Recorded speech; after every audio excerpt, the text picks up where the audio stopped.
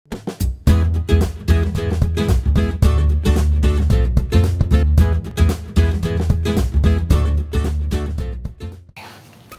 everybody, this is Tammy and this is my second YouTube video, and I'm going to show you how I made my invitation card for my open house that's coming up in July. It'll be a lot neater. But on the inside I did computer generate the invitation information because it saves time and space. So let me show you how I made this, okay? Alright, the first thing I'm going to do is show you how I made this piece here.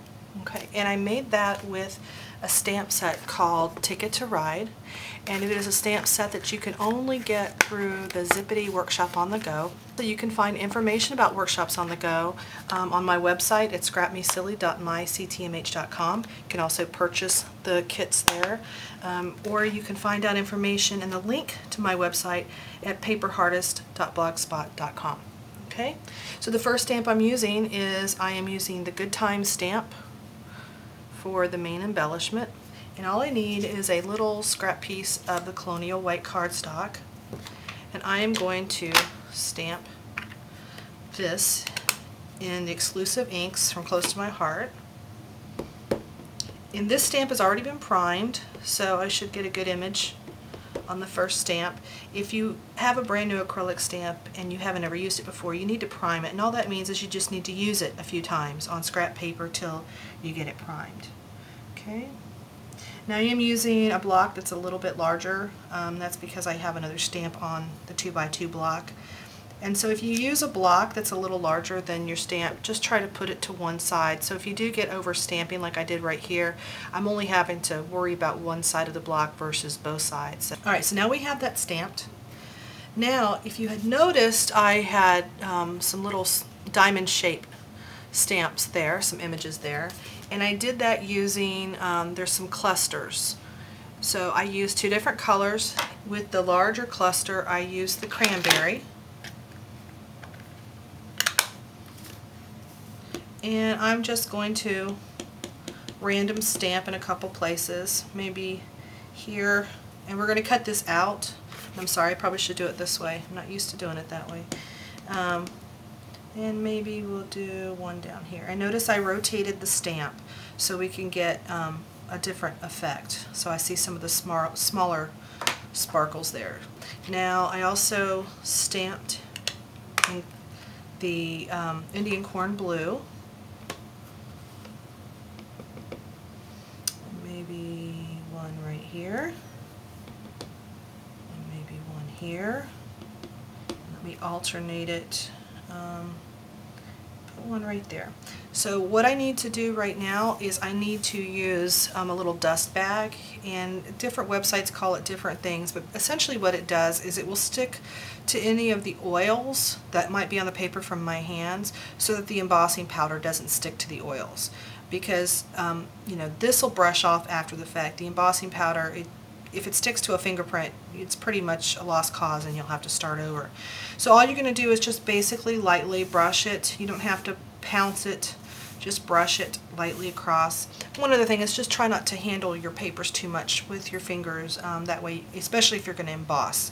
That way you don't have any embossing powder sticking to those fingerprints. Alright, now that I've done that, I want to stamp again, but this time I'm going to be using VersaMark. Okay, and this is my well-loved VersaMark. I've had this for a long time. I actually remember when it first came out, I worked at a store called Stamp Cabana in Central Florida, and it came out and we were all just, it was like magic. We loved it. We used it so many times, and here I still have the same pad that I've always had. As you can tell, it's well-loved, but it is an awesome product. When it first came out, we were just amazed because it created a tone-on-tone effect. If you use VersaMark on a color cardstock, as we're going to do, it creates a tone-on-tone effect, real nice watermark effect. But because it has kind of a stickiness, if I will, a thickness to it, you can use it as an embossing ink. So embossing powders will stick to it. You can use it for resisting, just so many different uses. Now I have to turn this the other direction so I can get it lined up. Again, this is what's nice about acrylic stamps, is you can see through it and you can do things like this. If you were using a wood mount stamp or a rubber stamp, you would have to almost certainly use a positioner, a stamp positioner. And once you get the hang of stamp positioners, they're not difficult, but if you're not used to them, they can be a little bit of a pain. Alright, so here we go. Enough talking, let's get stamping here. Let's see here. Try to line it up as best as I can. Give it a second to absorb that ink. Okay. Alright, so I have my little tray here, and again, this was one of those inventions that came out when I was at Stamp Cabana that we went, why didn't I think of that? But here we go. We're going to put on the embossing powder, shake off the extra. You hear my husband in the background. I'm sorry about that. My son's home sick today. Well, he's home because school's out, but he's sick today.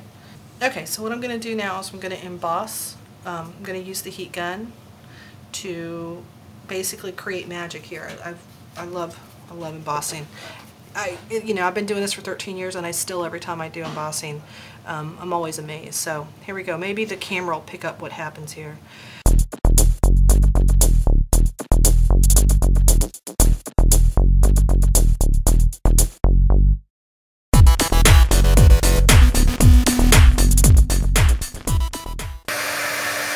Okay, looks good. The reason I did it from underneath is what'll happen is that the initial blast of air sometimes can blow off a lot of your embossing powder, but if you do it from underneath, it'll heat it up and kind of make it stick to itself. And then you can hit it from top so it won't all blow off. Okay? Alright, so what I'm going to do now is I'm going to cut that out.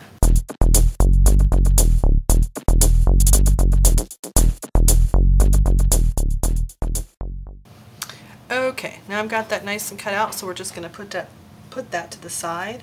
And what we're going to do next is I'm going to stamp the arrow. And again, we just need a scrap piece of Colonial white cardstock, our little arrow. Now, something you can do with acrylics that you can't do with rubber stamps. I love the polka dots on here, but if you really didn't like the polka dots and you wanted a solid arrow, you can turn this over and stick it that direction and actually stamp on the back side of the acrylic. But I love the polka dots, so I am going to leave them, and I am using the cranberry exclusive ink to stamp. Again, this has been primed, so I should be able to get a decent image on the first stamp. Give it a second for the paper to absorb the ink. Sometimes we stamp down too quickly and come up too quickly, and the ink hasn't had a really good thorough chance to absorb. So I'm going to go ahead and cut this one out. Alright, so now I have that cut out. So we're going to take this, and I use the stamp this way, and I did this in the black.